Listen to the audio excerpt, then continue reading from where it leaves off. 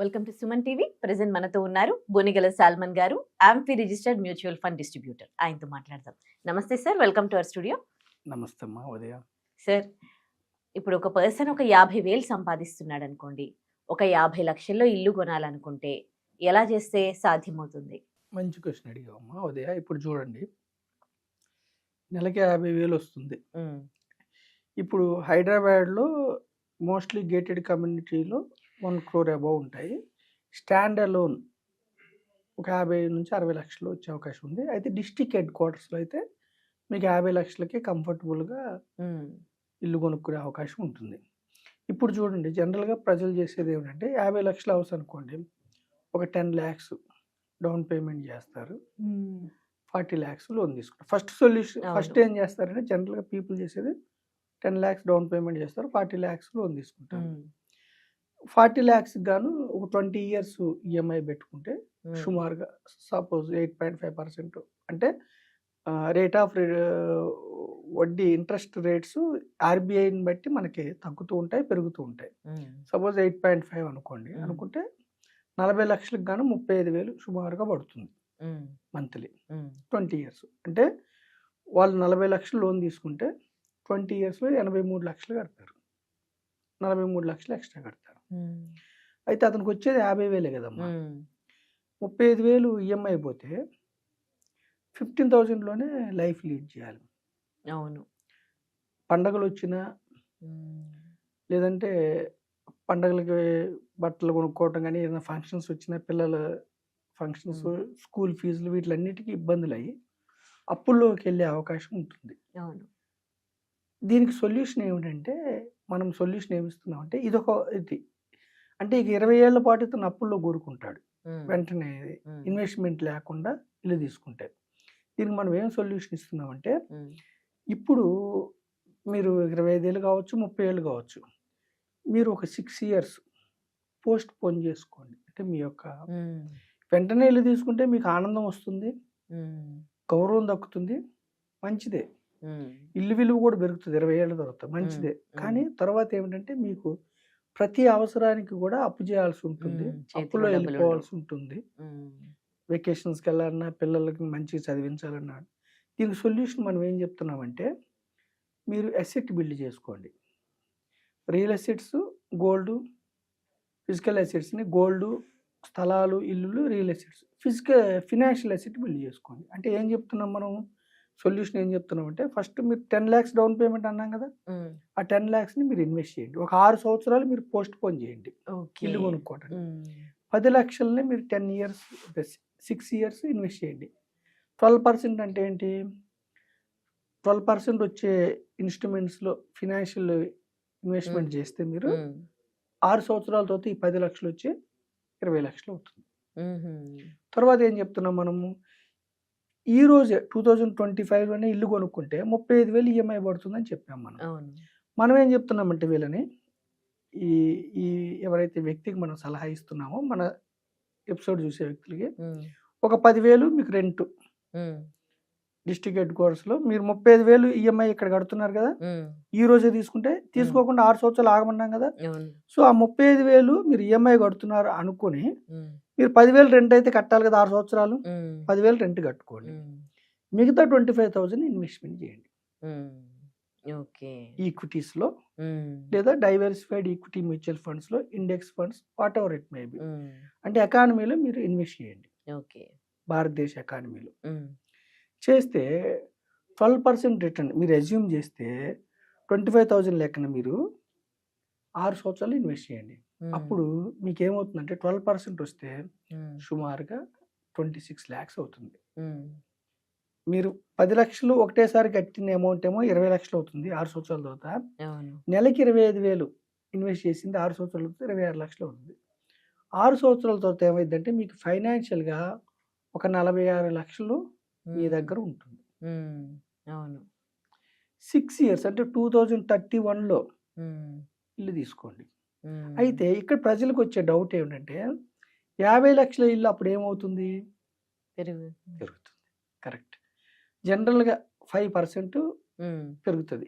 ఏది మన భారతదేశంలో 5 to 6% ఇంటి రేట్లు ఇన్ఫ్లేషన్ పెరుగుతుంది. అంటే 50 లక్షలకి 3 లక్షలు ప్రతి సంవత్సరం పెరుగుతుంది. 6 సంవత్సరాలు కానీ 18 లక్షలు పెరుగుతుంది. అంటే 50 లక్షలు ఇల్లు అప్పుడు ఎంత అవుతుంది? 68 లక్షలు అవుతుంది. ఓకేనమ్మా. సో ఈ 68 లక్షల్లో మనం ఏం చెప్తున్నామంటే మీ దగ్గర ఆల్రెడీ 46 లక్షలు ఫైనాన్షియల్ అసెట్ మీరు బిల్డ్ చేశారు 12% రిటర్న్తో. అజ్యూమ్ 12%. ఈ 46 లక్షలని మొత్తం కట్టమని చెప్పట్లేదు. మళ్ళీ 10 lakhs కట్టండి. 68 లక్షలు 10 lakhs కట్టండి. ఓకేనమ్మా. అప్పుడు ఇంకా 58 లక్షలు మీరు లోన్ తీసుకోండి. ఈ రోజు ఉన్న మీ 50,000 జీతం కొంచెం పెరిగిన ఒక 5% పెరిగితే కూడా సుమారుగా 60,000 అవుతుంది మీ జీతం. లేదు 50,000 ఉందనుకోండి, 58 లక్షలు లోన్ తీసుకోండి. ఓకేనమ్మా. అప్పుడు మీకు ఒక 60,000 65,000 ఉందనుకోండి జీతం, 85% లోన్ తీసుకుంటే మీకు 58 లక్షలకు కానీ మీకు 50,000 ఈఎంఐ పడుతుంది 20 years టర్మ్ పెట్టుకుంటే. ఇక్కడ మీకు 46 లక్షల్లోంచి 10 లక్షలు డౌన్ పేమెంట్ కట్టారు. ఇంకెంత ఉంది? 36 లక్షలు ఉంది. 36 లక్షల్లో నుంచి ఈక్విటీ మ్యూచువల్ ఫండ్లో ఎస్డబ్ల్యూపి అని ఒక కాన్సెప్ట్ ఉంది. Systematic withdrawal plan. సుమారుగా ఒక 30,000 నెల వెనక్కి తీసుకోవచ్చు. అంటే మీకు పడే ఈఎంఐ 50,000కి మీ యొక్క ఫైనాన్షియల్ అసెట్ 30,000 ఈఎంఐ మీకు కట్టేస్తుంది. ఇంకా మీకు 20,000 ఎక్స్ట్రా మీ చేతిలోంచి పడుతుంది. ఓకే అమ్మా. మీరు బిల్డ్ చేసిన డబ్బు 36 లక్షల్లోంచి నెలకు 30,000 ఈఎంఐ ఈ ఫైనాన్షియల్ అసెట్ మీకు కడుతుంది. మీ శాలరీలోంచి 20,000 పడుతుంది. ఓకేనా. అప్పుడు ఒక 10 years కట్టిన తర్వాత ఈ 36 లక్షలు మళ్ళీ ఒక 3 to 4% ఎస్డబ్ల్యూపి తీసుకున్న తర్వాత కూడా ఇది గ్రో అవుతుంది లాంగ్ టర్మ్ లో. సుమారుగా ఒక 10 years తర్వాత ఈ 36 లక్షలు వచ్చి 50 లక్షలు అవుతుంది. అప్పుడు మీ టోటల్ ఈఎంఐ ఈ ఫైనాన్షియల్ అసెట్ కట్టేస్తుంది. మీ జీతం ఫ్రీ అయిపోతుంది. ఫస్ట్ 10 yearsలో మీరు ఫస్టే ఫైనాన్షియల్ అసెట్ బిల్డ్ చేయకుండా కొంటే జీవితాంతం మీరు 35,000 కడుతూ ఉంటారు. మీకు ఇబ్బందులు ఎదురవుతాయి. అదే మీరు 6 సంవత్సరాలు పోస్ట్ పోన్ చేసిన తర్వాత ఒక ఫైనాన్షియల్ అసెట్ బిల్డ్ చేసిన తర్వాత మీరు కొనుక్కుంటే మీ ఈఎంఐలో 60% ఈఎంఐ ఈ ఫైనాన్షియల్ అసెట్ కట్టేస్తుంది.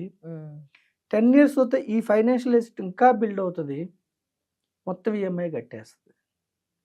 సో మనం ప్రజలకి ఏం చెప్తున్నామంటే ఫైనాన్షియల్ అసెట్ బిల్డ్ చేసుకున్న తర్వాత ఇల్లు కొనుక్కోండి. ఫైనాన్షియల్ అసెట్ అంటే కంటికి కనపడదు. ఈక్విటీస్, స్టాక్స్ కావచ్చు, బాండ్స్ కావచ్చు, ఎఫ్డి కావచ్చు. ఎఫ్డి బాండ్స్లో ఏమిటంటే రేట్ ఆఫ్ ఇంట్రెస్ట్ తక్కువ వస్తుంది. అక్కడ మీరు సంస్థలకు అప్పులు ఇస్తారు. ఎఫ్డి అంటేనేమో డిపాజిట్, బాండ్స్ ఏమో కంపెనీలకు అప్పులు ఇస్తారు, వడ్డీ మాత్రమే వస్తుంది. ఈక్విటీస్ అంటేనే మీరు కంపెనీస్లో ఓనర్స్. కంపెనీస్లో ఓనర్స్కి రిస్క్ ఉంటుంది, సమ్ టైమ్స్ నెగిటివ్ రిటర్న్స్ వస్తాయి.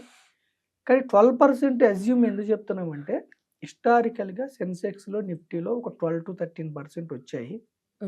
గత 40 ఏళ్ళ నుంచి 45 ఏళ్ళ సెన్సెక్స్లో నిఫ్టీలో కూడా 30 years నుంచి కూడా 12 to 14% వచ్చాయి. కాబట్టి 12 to 14% రిస్క్ తీసుకుని 12 to 13% వచ్చే ఇన్వెస్ట్మెంట్స్లో, ఫినాన్షియల్ ఇన్స్ట్రుమెంట్స్లో మీరు ఇన్వెస్ట్ చేస్తే ఒక 6 years తర్వాత మీకు ఈఎంఐ ఈ ఫినాన్షియల్ ఇన్స్ట్రుమెంట్ పే చేస్తుంది.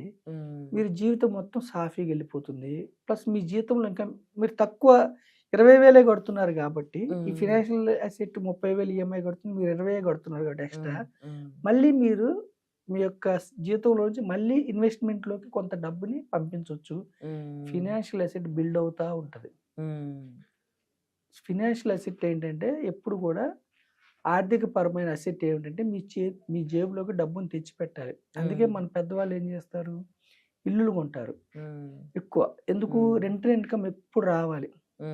మన చేతిలోకి డబ్బు వస్తే దాన్ని అసెట్ అంటారు, మన చేతిలోకి వెళ్ళిపోతే లయబిలిటీ అంటారు. అంటే లయబిలిటీస్ తక్కువ పెట్టుకోవాలి, అసెట్స్ ఎక్కువ పెట్టుకోవాలి. అంటే మనకి ఎప్పుడు ఊటబావి నీరు ఎలా వస్తుందో మన జేబులోకి డబ్బు వస్తూ ఉంది.